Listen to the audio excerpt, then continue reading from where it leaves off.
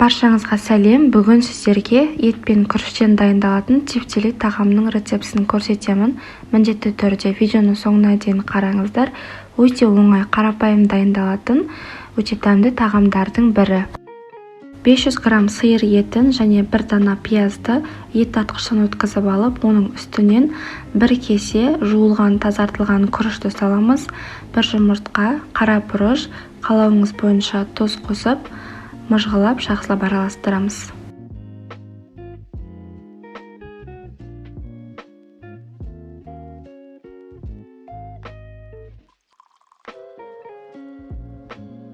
Барлығын жақсылап араластырып болғаннан кейін осылай қалауыңыз бойынша дөңгелек етіп буда пісіріп аламыз. Яғни мантаваркада пісіреміз, сонда шашылып кетпейді және де әдемі болып шығады.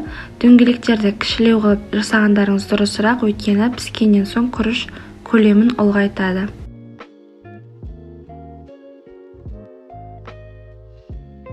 Дайын болған тефтелиді 40 минуттай буда пісіріп аламыз. Ендігі кезекте сорпасын дайындаймыз. Ол үшін майымызды қыздырып, бір жуаны осылай ұсақтап турап, 2-3 минуттай қуырып аламыз. Содан соң 1 ас қасық томат пастасын саламыз. Тағы да 2-3 минуттай қуырып, үккіштен өткізілген сәбізді және де 4 бұрышты болып туралған картоптарды салып, 5-6 минуттай қуырамыз.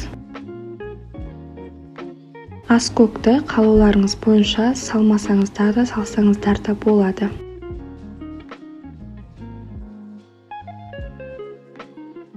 Бес-алты минуттай қуырылып болғаннан соң үстінен суымызды қойып, қайнауға қойып қоямыз.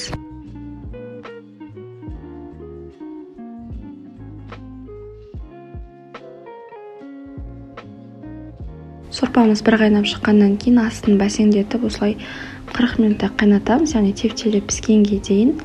Міне біздің тефтели осындай болып шықты. Көріп тұрғандарыңыздай, дәмі өте керемет болды. Міндетті түрде жасап көрулеріңізге кеңес беремін. Сау болыңыздар.